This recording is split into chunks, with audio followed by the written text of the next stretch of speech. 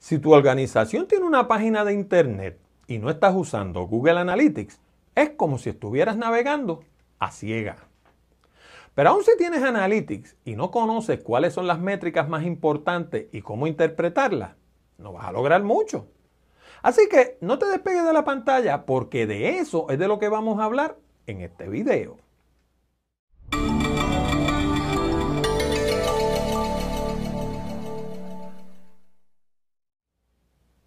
Hola, te habla Orlando Mergal. Bienvenido o bienvenida a la cápsula número 14 de nuestra segunda temporada de Comunicando con Orlando. Consejos breves sobre comunicación para ayudarte en el día a día de tu negocio. Hoy vamos a hablar de estadística. Yo sé, para la mayoría de la gente este es un tema casi tan ameno como hacerse un root canal. Pero ¿sabes qué? Si tienes una página de internet y no estás usando o no entiendes bien Google Analytics, con toda seguridad estás perdiendo esfuerzo y dinero. Mucha gente piensa que el éxito y la efectividad de una página de internet se mide a base de la cantidad de gente que la visite diariamente. Pero visto así, de manera aislada, ese es un dato que nos dice muy poco. Déjame darte un ejemplo. El otro día estaba escuchando un podcast sobre tecnología de los Estados Unidos que suelo oír semanalmente. Si no sabes lo que es un podcast, imagínalo como un programa de radio que puedes escuchar por internet. De hecho, yo publico uno semanalmente que se llama Hablando de Tecnología y lo puedes escuchar en www.hablandodetecnologia.com.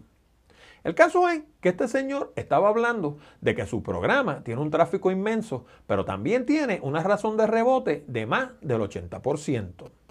Eso quiere decir que de cada 100 personas que visitan su sitio en la internet, más del 80% se van a los pocos segundos. Imagina lo siguiente. Si tú tuvieras una tienda, ¿qué preferirías? ¿1,000 personas que entraran a mirar y se fueran casi de inmediato? ¿O 50 que entraran a comprar? Google ofrece un servicio llamado Analytics que podemos instalarle a nuestra página de internet y que nos da todo tipo de estadísticas sobre el comportamiento de los visitantes que llegan a nuestro sitio. Sin embargo, de todos esos datos, hay 4 que son vitales para saber si nuestros esfuerzos están siendo exitosos. Estos son la cantidad mensual de visitas, la cantidad de páginas por visita, la duración promedio de cada visita y la razón de rebote. Obviamente, todos estos datos se interrelacionan. Al aumentar la duración de la visita, generalmente aumenta la cantidad de páginas visitadas. Además, se reduce la razón de rebote. Lo contrario también es cierto. Cuando disminuye la duración de la visita, aumenta la razón de rebote y disminuye la cantidad de páginas visitadas. Ahora, seguramente estarás preguntándote, ¿qué puedo hacer yo para aumentar la duración de las visitas a mi página de internet y reducir la razón de rebote? Y la contestación es sencilla. Producir contenido fresco y relevante.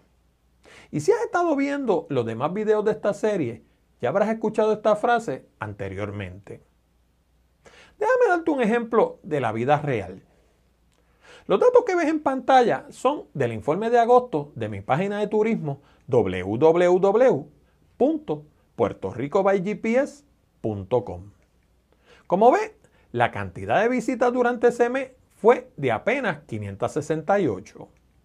Claro, la página se inauguró el 31 de julio de ese mismo año, así que a la sazón tenía menos de un mes de inaugurada cuando recibí ese informe.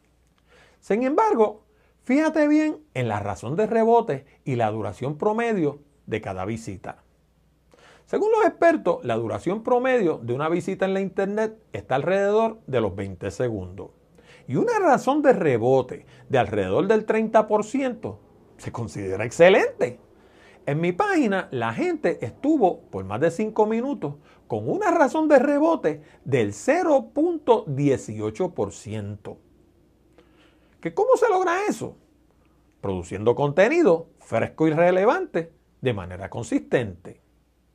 Te exhorto a que te suscribas al canal para que recibas avisos periódicos cada vez que publiquemos un programa nuevo. Para Comunicando con Orlando, te habló Orlando Mergal. Gracias por tu atención.